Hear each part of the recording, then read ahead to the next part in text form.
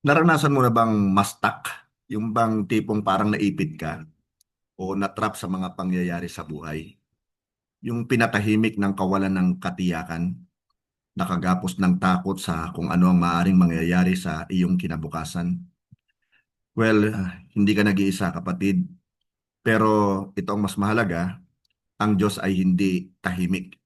Kaya huwag tayong titigil to call to the Lord. Yan po ang magiging pamagat ng ating pong pag-aaralan ngayon.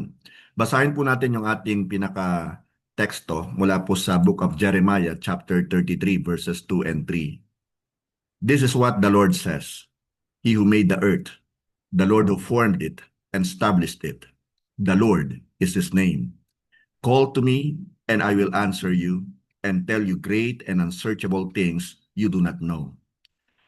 Ang Jeremiah chapter 33 verse 3 po ay isang divine invitation. Hindi po invitation sa isang lecture, kundi sa isang conversation o pag-uusap. Invitation hindi po sa isang empty religion, kundi invitation sa isang revelation. At hindi lang po invitation sa anumang information, kundi invitation sa tinatawag ng Diyos na great and unsearchable things, or sa ibang version po ay remarkable secrets, ang malalim at nakakapagpabagong katotohanan na sa Kanya lamang maaaring manggaling. So sa gabi pong ito, tatalakayin natin ang pangako ng Diyos sa mga naghahanap, yung tunay po na naghahanap sa Kanya. Makikita natin kung paanong ang mensaheng ito ay hindi lamang nakatuon sa redemption ng Israel, kundi ultimately ay nakatuon po sa greatest revelation of all. Ito po yung the person and work of our Lord Jesus Christ. So maliwanag ang tawag, a call to God and receive Christ. So, ang tanong, who is speaking? Doon po sa Jeremiah chapter 33 verse 2, mababasa po natin, this is what the Lord says. He who made the earth, the Lord who formed it and established it. The Lord is His name. So, si Jeremiah po ang nagsasalita sa panahon ng kadiliman sa kasaysayan po ng Israel. Ang Jerusalem po ay under siege. Kinukubkub po siya. Nagre-rebelde ang mga tao. Si Jeremiah mismo ay nakabilanggo. Ngunit nangusap ang Diyos. Hindi siya napipigilan ng mga rehas at pader. Ang declaration po ay nagsimula sa paalala sa kapangyarihan po ng Diyos. Again, basahin natin yung first part ng Jeremiah chapter 33 verse 2a. This is what the Lord says, He who made, or sa ibang version po, created the earth. Now, ang salita pong made or create na ginamit po rito ay galing po sa Hebrew word na bara, na ang ibig sabihin po ay to create something out of nothing. Ito rin po ang Diyos na lumikha na na-encounter po natin sa Book of Genesis chapter 1 verse 1. Siya yung aktibong arkitekto ng lahat po ng buhay. Ang kapangyarihan po ng Diyos na hubugin at itatag ang mundo ay nangangahulugan na mayroon siyang kapangyarihan na reformahin at re-establish ang iyong buhay. At ito po ang eksaktong sinasabi ng Diyos kay Jeremiah. Call to me.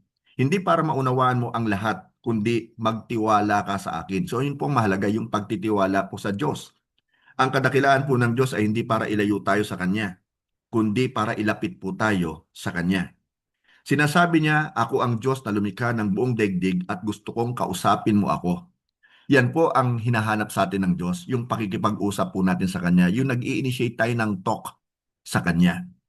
Now, babasahin din po natin ang ilang pong mga mahalagang kapahayagan dito. Now, let's go to the invitation to call.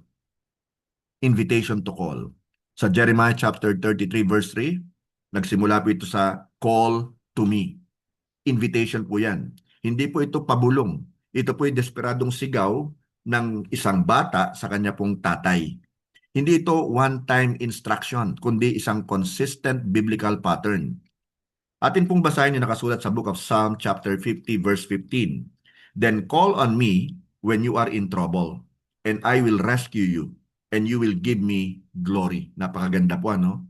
Sa kaya kung tayo po ay in trouble right now, nahihirapan po tayo sa dami ng mga pagsubok, sa dami po ng mga problema na binabata natin, then tumawag tayo sa Diyos at tayo po ay kanyang tutulungan upang siya po ay ating maluwalhati at maparangalan. At sa Book of Joel chapter 2 verse 32a, nakasulat naman, but everyone who calls on the name of the Lord will be saved. Of course, ito po yung mga taong totohanang tumatawag sa Diyos. Hindi yung basta tumatawag lang. Inaanyayahan po ng Diyos na lumikha ng buong daigdig ang taong marupok na tumawag sa Kanya. At lahat tayo ngayon, ako na nagsasalita, kayo na nakikinig, ay maituturing na marurupok. What a grace, what love, what mercy. Nabasa ko po yung sinabi ni Max Lucado and I would like to quote him. Ang sabi po niya, "Our prayers may be awkward, our attempts may be feeble, but since the power of prayer is in the one who hears it, not the one who says it, our prayers do make a difference." Amen? Ang ibig pong sabihin, kahit ikaw'y nakabilanggo emotionally, relationally, or spiritually, maaari ka pa rin tumawag sa Diyos. At nandoon naman yung katiyakan na tutugon siya sa panawagan mo. Now, let's go to the promise to respond. Sa Jeremiah chapter 33, verse 3b, "And I will answer you and tell you great and unsearchable things you do not know." Great and unsearchable things o yung mga remarkable secrets na hindi mo batid, hindi mo alam. Ito po yung mga bagay na nakatago at hindi accessible kung walang kapahayagan po ang Diyos. Ano ang greatest and unsearchable things o secret na inihayag ng Diyos? Well, ngayon po hindi na po ito secret because it is a person. Basahin po natin, or shall I say, the person. Basahin po natin yung nakasulat po sa book of Colossians chapter 1 verses 26 and 27. This message was kept secret for centuries and generations past. So dati, sikreto ito. But now it has been revealed to God's people. Sa atin yon. For God wanted them to know that the riches and glory of Christ are for you Gentiles too. Tayo yon. And this is the secret. Listen to this. Christ lives in you. Yan po yung remarkable secret that Jesus Christ lives in us. Ang sabi po ni Charles Stanley, and I quote, "The Bible is clear. Jesus is God's final word to mankind. To know the will of God, we must look to Jesus Christ." Nang sabihin po ng Diyos, "Call to me," hindi lamang siya nag-aalok po ng tulong. Inaalay niya ang kanyang sarili. Now let's go to the ultimate revelation. Ano yon? The gospel. Kaibigan, naririto ang katotohanan na makakapagpabago ng lahat. Nilikha ka ng Diyos. Sinira ka ng kasalanan. Ngunit dumating si Jesus para tubusin ka. You see, Jesus lived the perfect life that you and I could not live. Ipinako at namatay po siya sa krus. Bitbit ang buong bigat ng ating kasalanan. Siya po'y inilibing, ngunit makaraan ng 3 araw ay muling nabuhay, defeating death, defeating sin, and defeating hell. At ngayon nga po sinasabi ng Diyos sa iyo, "Call to me." Another point, how shall we live then? Sa Jeremiah chapter 33, yung ating text, verses 32 and 33, actually this calls us to pursue intimacy with God through prayer. Hindi tayo mapapalapit sa Panginoon kung hindi po tayo mapanalanginin. Kailangan talagang lagi po tayong nananalangin. Kung paano tayo po'y humihinga, hinihinga natin yung oxygen. Dapat ganun din po as natural sa atin yung pananalangin. Make it a habit, make it a lifestyle. Kailangan po natin yon.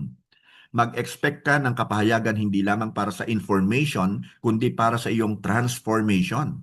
Magkaiba po yon. Magtiwala kang nakikinig, nangungusap at tumutugon ng Diyos kahit sa iyong pinakamadilim na situation. Nabasa ko po yung sinabi ni R.T. Kendall at ito po ang kanyang sinabi, "The greatest tragedy of life is not an answered prayer but an offered prayer." So, wala namang dapat pumigil sa atin para tayo'y magtaas ng panalangin sa Panginoon eh. What is keeping us na tayo po'y tumawag sa Panginoon to call upon Him? He is the great I am. Siya po yung Alpha, siya po yung Omega. He is the omnipotent God. He is the all-knowing God. And He is the ever-present God in times of trouble. Anong pumipigil sa atin? Sometimes tayo po ay nagpapadala sa tawag ng flesh natin eh, na wala naman talagang pakialam sa atin pong eternity. Kaya nga po yan inililibing sa lupa eh. Kaya what is keeping you na ikaw ay makapanalangin sa Lord, the Creator of heaven and earth, na nagbigay ng buhay sa iyo, na nagligtas sa iyo sa tiyak na kapahamakan ng impyerno?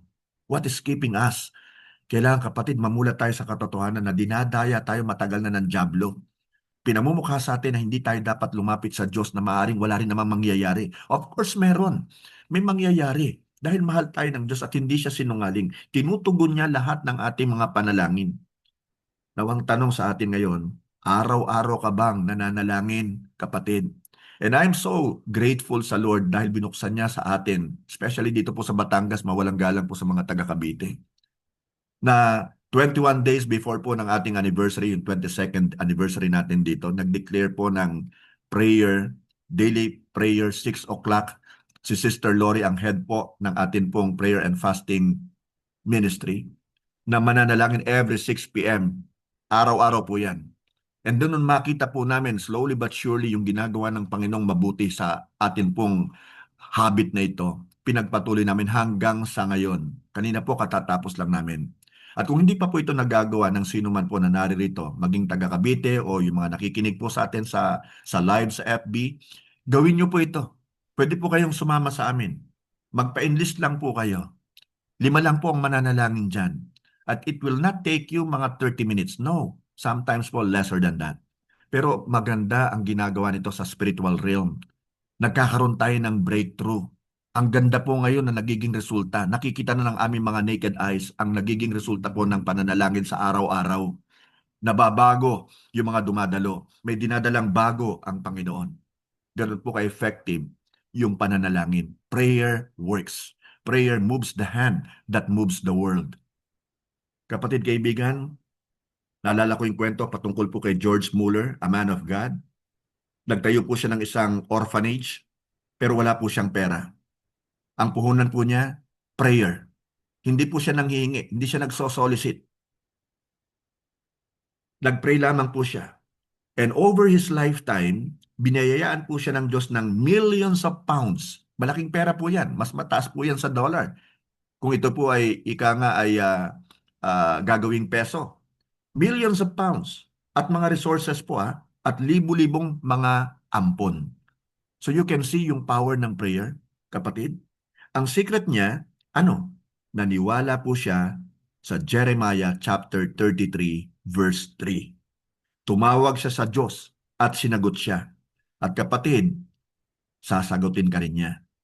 Ngayon, if you've never called upon Jesus as your Lord and Savior, kung ikaw ay nakikinig at wala ka pang tunay na relasyon sa Kanya, huwag mo nang patagalin. Ang sinabi po sa Book of Romans chapter 10 verse 13, for everyone who calls on the name of the Lord will be saved. Yung totohanan hindi yung basta tawag lang nang walang pagbibigay ng karangalan sa Kanyang pangalan Hindi. Yung talagang totoo kang tumatawag sa Panginoon at ikaw ay Kanyang ililigtas. Tandaan mo itong mabuti. Nagsasalita ang Diyos. Nag-iimbita ang Diyos. At naghihintay ang Diyos. Again, yung atin pong key verse, Jeremiah chapter 33 verse 3, sabi ng Lord, call to me and I will answer you and tell you great and unsearchable things you do not know. So kung mananalangin o tatawag ka sa Kanya, tutugunin ka niya at ipahayag niya sa iyo ang mga bagay na dakila at mahiwaga na hindi mo pa nalalaman. I hope po meron po tayo natutunan sa atin pong maikling